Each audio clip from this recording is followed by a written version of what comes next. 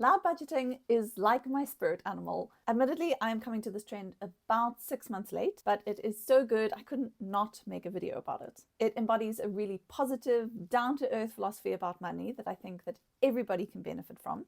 And between you and me, I have actually been loud budgeting for about 10 years now. So that made it a little bit easier for me to jump on the trend, even though I am not normally a trend person. Okay, for those of you at the back, loud budgeting is exactly what it sounds like. It is being loud and proud about the fact that you don't have unlimited resources. And really importantly, it's about stating what you are prepared to spend your money on and what you are going to skip. With that out the way, here are 5 reasons why loud budgeting is a great money philosophy to jump on board with. It's so empowering. It represents a really positive shift towards taking ownership of your financial situation. Instead of thinking, I don't have enough, and then burying your head in the sand and doing the expensive thing anyway, you start to prioritize your spending and state, that is not how I want to spend my money. Not only are you consciously deciding what to spend money on, you are also stating your priorities, your values, the things that are important to you. And those things can be hard in real life. And so having a social media trend that everybody else is doing makes it a lot easier. Hey, one more quick interlude. I'm surprisingly close to a subscriber milestone. If you are feeling inclined and enjoying these videos, please do subscribe. Thank you so much. It is a natural form of accountability.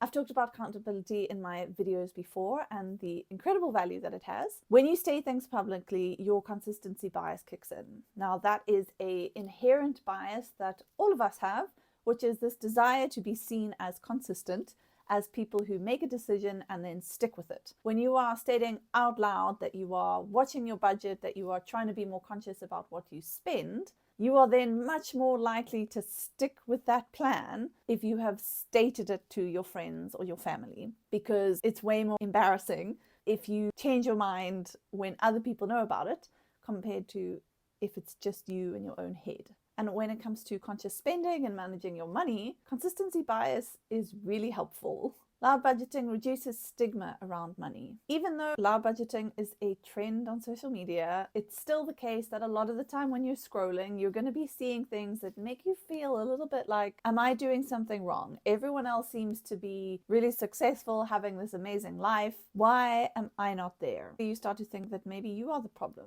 And when your thought patterns are going in that direction, it becomes very hard to have a conversation about money because it makes you feel a little bit more vulnerable than you would even normally. And then that kind of feeds this negative self-talk beast. But if you want to make positive strides in terms of your finances, shame and embarrassment are really unhelpful emotions because they stop you from talking about it. But when it comes to money, you talking about it makes it much easier to find out what other people's experiences are, get the information that you need, or at least point you in the right direction so that you can improve your own situation. It creates a sense of camaraderie, or as I read somewhere, candid camaraderie, which I thought was quite nice. Times are tough, life is expensive, and as I alluded to in my previous point, stressing about money can be really isolating. But on the flip side, knowing that other people are also tightening their belts a little, that can be weirdly reassuring. You might be noticing that you can no longer afford to go out for drinks and dinner. Maybe you have to pick one or the other.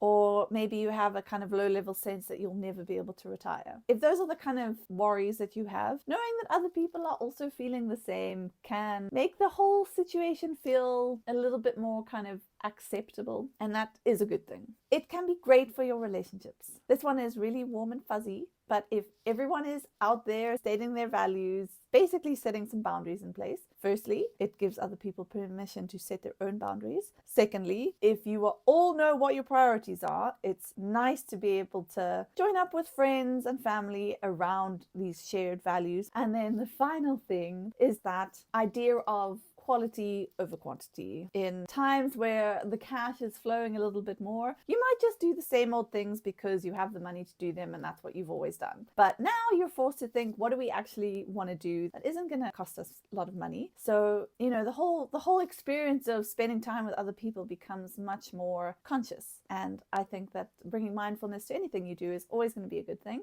not least for your relationships. And that is the final reason why I think loud budgeting is a really great trend. Thank you so much for watching this video, and I will see you in the next one.